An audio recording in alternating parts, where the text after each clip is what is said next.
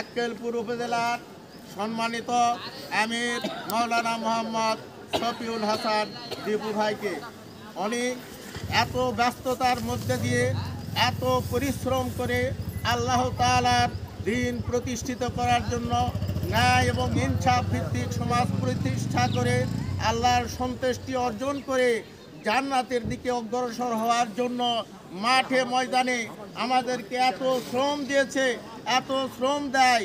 যখনই আমরা বলি সকাল 7টার সময় এখানে আমাদের বৈঠক আছে, উনি এসে হাজির হয়ে যায়।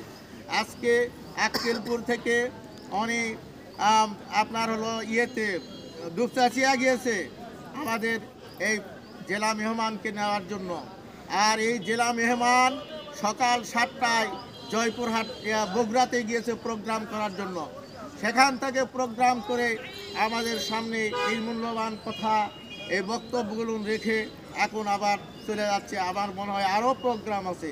এরকম আমাদের এই দায়িত্বশীল নেতৃবৃন্দ 24 ঘন্টা সময় আল্লাহর জমিনে আল্লাহর দিন প্রতিষ্ঠিত করার জন্য এবং বাংলাদেশের মুসলমানদেরকে জাহান্নাম থেকে জান্নাতে আসার পথ প্রসারিত করার জন্য দ্বীনি হকের দাওয়াত দিয়ে যাচ্ছে।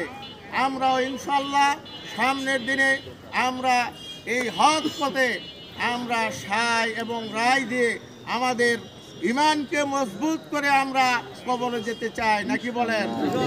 বাংলাদেশ জামাত ইসলাম মানবতার সেবা ও দেশ পরিচালনার যোগ্যতা অর্জনের মাধ্যমে ন্যায় এবং ইনসাফ ভিত্তিক সমাজ প্রতিষ্ঠিত করতে চাই। তো আপনাদেরকেও আমি ধন্যবাদ জানাই। আপনারা বিকাল 3টার থেকে এখন আমাদের এই সন্ধ্যার আগ পর্যন্ত, মাগরিবের নামাজের আগ পর্যন্ত ধৈর্য ধরে এই মূল্যবান কোরআনের কথা আপনারা শুনেছেন।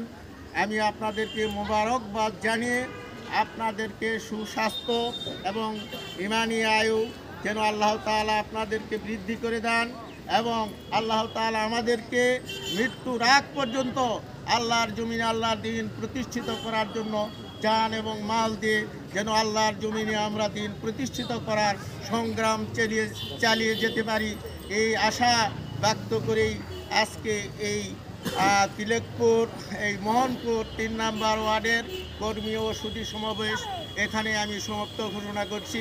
আসসালামু আলাইকুম। 10 সেকেন্ড একটা ঘোষণা। রাহমাতুল্লাহ। আগামী 18 তারিখ আমাদের